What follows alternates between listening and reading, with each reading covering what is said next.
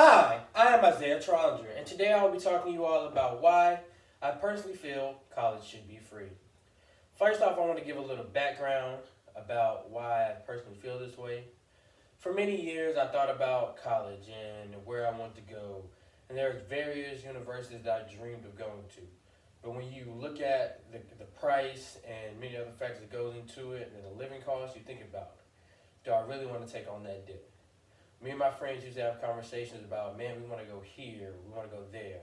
Then we had to think about what is the most cost-effective place, what is not going to put our parents in debt, what is going to give us the same education as those big universities, but at a cheaper cost. And that's why I want to dig down into this topic, because I know my younger friends are going through it, and they want to go here, but they don't want to go there because of debt.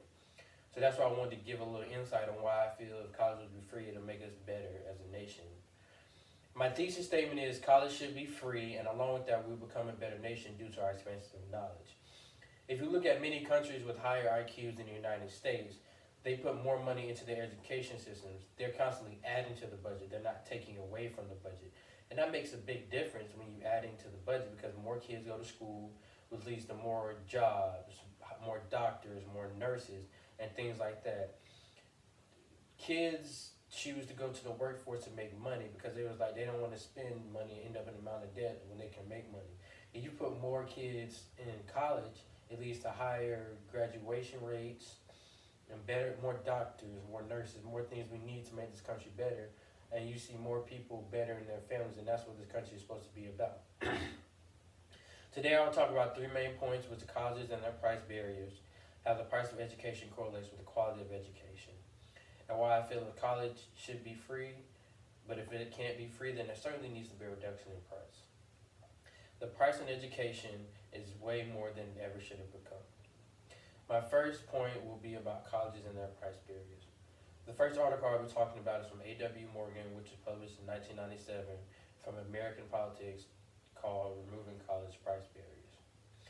First off, I would talk about how the 1965 Education Act was supposed to be a premise for equal access to college for all students from all income levels. That act was put into place to ensure that no matter what your parents made, you can still go to college where you want to. And that's where financial aid and things like that came into. But still, financial aid doesn't help like it's supposed to. They built avenues around it where people still are paying tens of thousands of dollars just to go to college. It's not really equal because people with more wealthier parents get to go to the bigger university, even though the kids just as smart as them, they can't go there because they don't have enough scholarship money and stuff like that. College costs mainly affects low-income communities like African Americans and many other communities of color. They are affected by that because they are just as smart as others, but they can't go to college because their parents don't have the financial backing, and they don't want to put themselves in that massive amount of debt, so they choose to go into the workforce early after they graduate high school. They want the education, but they have to wait until later to where they can afford it. So if they can't go to a four-year university, they go to many community colleges and other things like that. Also, debt, as I mentioned earlier, debt is a big factor. For me personally, I didn't want to take on any debt, and John C. Smith afforded me that opportunity to not have to take any debt, especially my freshman year. It was staying at home, and between my academic and my golf scholarships was very important to me. I don't want to take on debt. I want to graduate free of debt. And luckily, I'm blessed to have help from my parents, but everybody doesn't have that. And some kids had to take on debt, which they'll never be able to recover, and they don't want to do that, so they choose to go to the workforce or the cheaper college, and they don't get to go to the college of their dream. The barrier on education, along with the price, is intensified by how the price of college correlates with their education quality. The second point I'll talk about is how the price of education correlates with the price with the quality. The second article I'll be mentioning is from Bright, which was purchased in 2015, about how the marketing of higher education and how price and quality go hand in hand. The first point I'll talk about is how states are cutting their budgets. Many states are cutting their education budgets, which leads to colleges raising their prices, which leads to more tuition costs. And with inflation, you already have enough. So many people are taking on more and more debt, which leads to more kids dropping out because they simply can't pay the bill. I had a friend drop out because she simply couldn't pay the bill. and that hurt her. Now she has to go to community college and he has to work because she can't enjoy a four-year university like she wants to because she simply can't afford the bill. And that's a problem with many students in today's society. The higher education, is it really worth it? Is the debt of going to a $50,000 a year school really worth it compared to going to community college? And what most people are starting to realize, it's not. Community colleges hire this same professors with the same recognitions, but then they teach you the same thing, but it's at a way cheaper price. The same thing you learn from a four-year university, the same thing you learn at community college, but it's way cheaper. Most students are starting off at community colleges, then going to a four-year university because they're having to work and build some money in their pocket before they can go to that illustrious four-year university. And more colleges have changed from a business mindset instead of educational minded. It's like college has become more of a business. It's like they don't care about the education. They just care if you can pay the bill. They don't care if you're going to drop out if that bill's not paid. They just want you to pay the bill.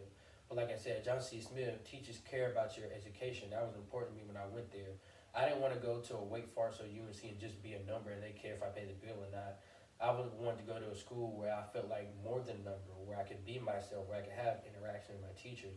And that's what students are doing. They may want to go to the Dukes in Carolina, but they realize when you get there, some of them transfer, partially because of the bill, partially because they feel like you're just a number there.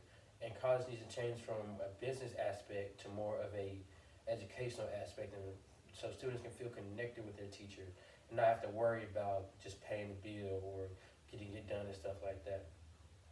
Colleges have become more business-minded and only affected students, and its main reason is why cutting tuition is important.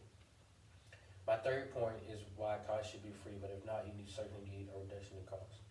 My third article comes from Tuition-Free College, Should We Support It? By Dr. Ball, which is published in 2017. This mainly affects families making $125,000 a year. Many families don't make over that $125,000 a year threshold, and that is very, very important. You see all these CEOs' daughters with the Netflix scandal. They're not worried about the money. They just wanted to get into college. You see how they paid to get into college, did it wrong. We have students who have the GPA and the proper requirements to get into university, but they're getting beat out by money. And that goes back to my second point, it's more of a business aspect. You have kids with a higher GPA, put in the time, put in the service, but you have these parents that are able to get into college just because they can pay for it. And that's a big problem. College shouldn't be just who can pay it. It should be who meets the requirements of that school, that prestigious university. Also, colleges has various other expenses. You have living costs, you have hygiene costs, you have many other costs. When you go to college, you want to have a good time. You don't just want to be there and worry about a bill 24/7. You want to be able to have freedom, go out with your friends, go out to eat, and other stuff like that. Living costs is our main expense of college that people don't talk about, and that's very important. Lastly, if not fully free, then certainly an education needs to be cut, because like I said earlier, if education costs is cut, more people will go to college, which will lead to a higher graduation rate. People won't drop out due to cost, and they'll graduate, which will lead to a better IQ for a nation. Many factors go into why college should be free: the price barriers, the education disparities, and the enormous debt that contribute to why college should be free, or certainly not free, cost effective. And lastly, I want to end with Albert Einstein quote: "Education is what remains after one has forgotten what has one learned in school." People go to school, but education is what you take to you for life. And it's more important that we just gain education, don't feel like we're going to school. The more people that gain education and keep the knowledge makes us a better country, which is why I feel if college costs were cut, we would become a better country and a better nation that we are supposed to be. I hope you enjoyed my speech, and I hope you have a great day. Thank you.